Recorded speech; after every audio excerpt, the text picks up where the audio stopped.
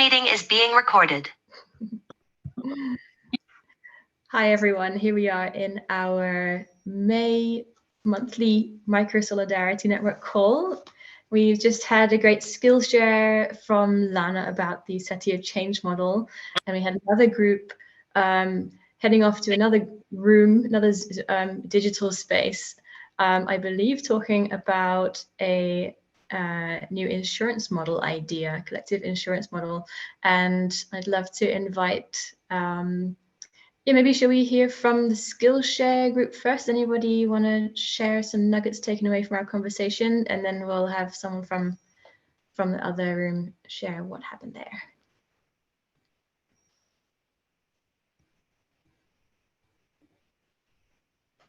Manuel, if you're speaking, you're muted, sir. Oh, sorry. From the Skillshare and the Satir Change Model, I did learn how to understand how to deal with change on myself, understanding the different phases. But I also I did learn about how to communicate, how to relate with other person, understanding in which phase they are. I really like it. One phrase from the meeting is meeting with people where they are at the change phase. So that's what I did learn from. I really thank you, Lana, for the skill sharing. Anyone else want to share a nugget?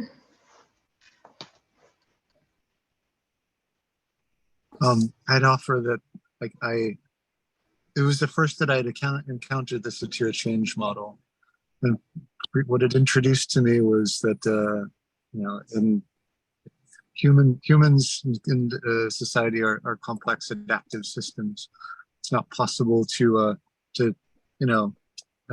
forcefully change a system into a new state. So encountering this model, I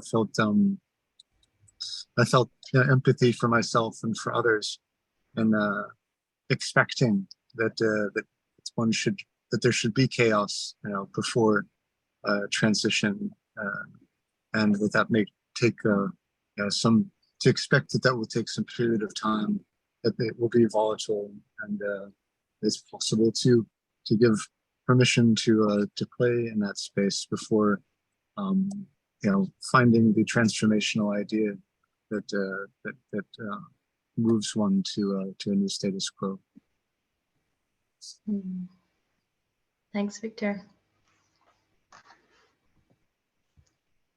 Yeah, I just want to also highlight what I appreciated, Lana, was this, the point of change where you come in, it's like you've gone through chaos and you have this new idea and you integrate something new and you start to articulate it, but then you need a community of practice to actually embed this new way of living or seeing the world. And I really, really value this network as that community of practice too. And particularly when we're moving from the old status quo of domination paradigm thinking towards what does it really mean to live in partnership, and this network for having people who are embodying that and inspiring me and showing me new ways, and also being able to discover new ways to navigate the chaos of moving from that one system to the next, because it can be quite humbling finding where I'm still living from that place and be like, oh no, I don't want to, just to be self-compassionate, I'm still transitioning through that change, and we're transitioning through that change, holding each other together. Yeah, thanks so much. Okay, how about hearing from the other group who would like to give a summary?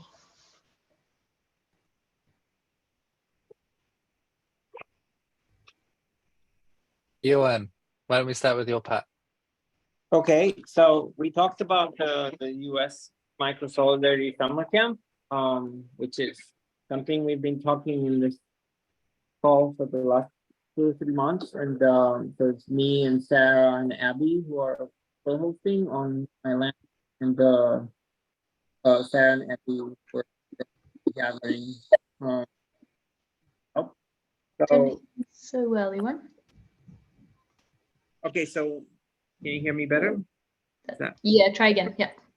Okay, so basically, we've been talking about it for the last 2 or 3 months. We Rich sent an initial email and 35 people expressed interest. Then we finalized the sort of tickets and sent an email last Friday with the prices, and we only got one person who bought a ticket so far. So, and it feels like something is off and we don't know exactly what, if it's the fact that Rich is not there, or it's just too, or the tickets are too expensive, or people, you know, or it's too not far enough in advance, or there's not enough specificity in the activities that are going to happen. So we talked a bit about what we could change about the event. And there's some ideas about like changing it completely and saying like, turning into more of like a work camp, which we've done before, like a eat, play, work camp where people come for a weekend or for a few days and work on projects on the farm, and we don't charge them anything, or maybe something minimum when it's higher, and people figure out food together. So it's a lot less sort of organized than what the Microsolidarity thing would have been. And also we talked about how like we're let's say if Rich is not there, I'm not sure that we could be the great ambassadors of what Microsolidarity is, and that may be part of the issue. And I'm not sure, what else am I missing from what we talked about, Rich, or anybody else? We're gonna try to see if there's another push for a promotion, if more people sign up, and then we also can tell people that we'll be transparent with the finances and reimburse whatever money is left over at the end to people who bought tickets if it ends up being cheaper than what we thought. So these are the ideas that came up. And like if any of you look at the event listing and have feedback on it, that would be welcome. Or any other feedback you have, or what would be more fun, you know, to do than however is described now. We basically thought that Microsolidarity was this magic word, and like it's not quite proving to be as magic as we expected. So we need to have some other magic words there, not just Microsolidarity, you know. Yeah. Thanks, Yuan. I can pick up from there. So the second half of the conversation we had was about an idea that, so I've been working with Jocelyn and Uta and Jonas on summer camp for Europe. And I was working on the budget yesterday, and how do we make sure that we cover our losses, like dealing with the financial risk of booking a venue and not knowing how many people want to come. And I had an idea which actually was sparked from the last gathering we did in Denver. I think Jordan suggested it, that can we take that financial risk, and instead of putting it on the organizers who are contributing all of their labor for free already and already taking, making a good contribution, can we share that risk across more people? So basically I invented a micro insurance scheme. Maybe it won't be called micro insurance. We're not sure what the name is. But in the last 24 hours, I've had a few conversations with people who'd be interested. I've got a few commitments. So there's already, I think, $2,500 committed from people who'd be willing to like kickstart this fund. And the idea would be that if you're part of the trusted network of community organizers who run events within our extended family, you can pay a small fee to insure your event against the risk of losing a bunch of money because people don't buy tickets.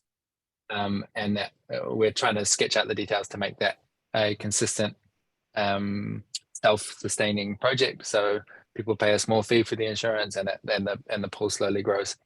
So if you're interested in that, I'll share the link to the document.